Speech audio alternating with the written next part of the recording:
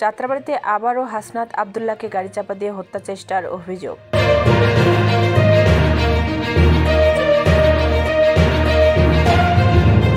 ISKCON ইস্যুতে কঠোর অবস্থানে সরকার, হাইকোর্টকে রাষ্ট্রপক্ষ।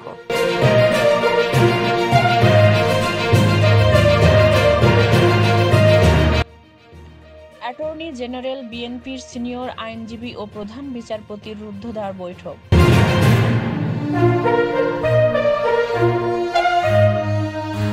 ইসকন ইস্যুতে ভারতের সঙ্গে সম্পর্ক খারাপ হবে না বলে মন্তব্য করেছেন ডেপুটি অ্যাটর্নি জেনারেল।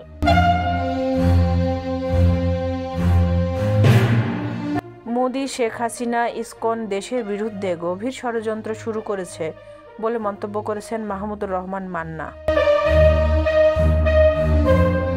চট্টগ্রামে আইনজীবীকে হত্যায় অংশ নেয় নিষিদ্ধ সংগঠন ছাত্রলীগের 2 নেতা।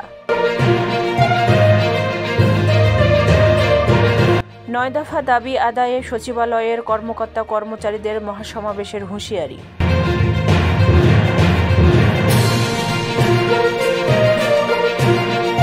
আত্মসমর্পণ করে জামিন পেলেন লালমনিরহাটের বরখাস্ত ম্যাজিস্ট্রেট উর্মি।